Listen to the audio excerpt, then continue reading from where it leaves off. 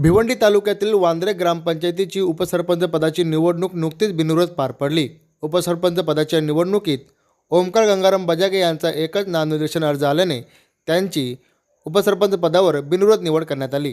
ग्रामपंचायत कमिटीच्या एकमताने ही बिनविरोध निवड पार पडल्याने ओमकार गंगाराम बजागे यांच्यासह सर्व समर्थकांनी जल्लोष साजरा केला। फटाक्यांची आतिषबाजी करत त्यांचा हा उपसरपंच निवडीचा सोहळा अत्यंत थाटामाटात संपन्न केला। उपस्थित सर्वांनी त्यांना उपसरपंच पदाच्या बिनविरोध निवडीच्या शुभेच्छा व्यक्त केल्या। त्यासोबतच नवनिर्वाचित उपसरपंच ओमकार गंगाराम बजागे यांनी सर्वांचे आभार मानत आपले मनोगत देखील व्यक्त केले आहे।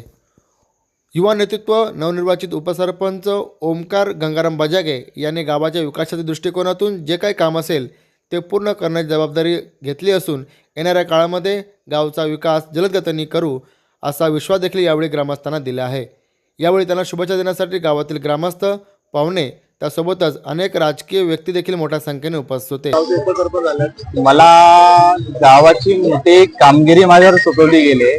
माझ्या ग्रामस्थांनी व माझ्या पूर्ण ग्रामपंचायत कमिटीने मला विश्वास देऊन ह्या उपसरपंच पदावर या लायक आहे मी, ह्या पदाचा मला एक भार दिलेले त्यांचे मी ग्रामस्थांचे व माझ्या ग्रामपंचायत पूर्ण कमिटीचे मनपूर्वक आभार मानेन सर्वांचे।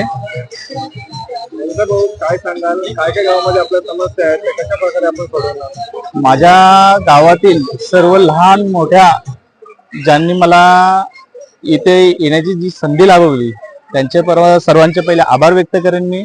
त्याच्यानंतर मला लहानांपासून तर मोठ्यापासून कोणाची काही समस्या असतील तर मी नक्कीच प्रयत्न करेन, माझ्यामध्ये जेवढे आहे तेवढे मी प्रयत्न करेन की नक्कीच त्यांना त्याचा मी काहीतरी सोल्युशन त्याच्या मागे काढला दिला जाईल। त्याच्यामध्ये तरुण जबाबदार नेतृत्व आज वांद्रे गावाला उपसरपंच लागलेला आहे, काय नेमकं सांगाल, काय शुभेच्छा करणार आणि त्यांची काय अपेक्षा करावी गावाच्या विकासाच्या दृष्टिकोनातून? सर्वप्रथम आज ओमकार बजागे यांची वांद्रे ग्रामपंचायतपदी जी उपसरपंचपदीची निवड झालेली आहे त्याबद्दल मी त्यांचे अभिनंदन करतो। आणि वांद्रे गाव हे भिवंडी तालुक्यातील एक अतिमहत्वाचे गाव असून या गावाला अनेक सोयी सुविधा तसेच विकासाच्या अनेक बाबतीमध्ये ते पुढे नेतील आणि या गावाचा एक चांगला विकास करतील असा मला ठाम विश्वास आहे। आणि त्या विश्वासाला ते नक्कीच गावच्या सर्व नागरिकांच्या विकासाला नक्की ते पात्र ठरतील अशी मला आशा आहे। आणि मी त्यांना त्यांच्या पुढील भावी राजकीय वाटचालीसाठी शुभेच्छा देतो।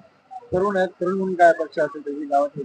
नक्कीच आज राजकारणामध्ये तरुण पिढी पुढे येऊन ज्या नवीन नवीन योजना ज्या आहेत त्याच्यासाठी पुढाकार घेऊन नवीन रक्ताची जी गरज लागते की बाबा एक नव्या जोशाने काम करण्याची गरज असते, त्यासाठी तरुण जे युवक आहेत ते पुढे येऊन राजकारणामध्ये गावाच्या ग्रामपंचायतीमध्ये जिल्हा परिषद पंचायत समिती पुढे यावे आणि त्यांनी चांगले काम करावे अशी निश्चितच आहे।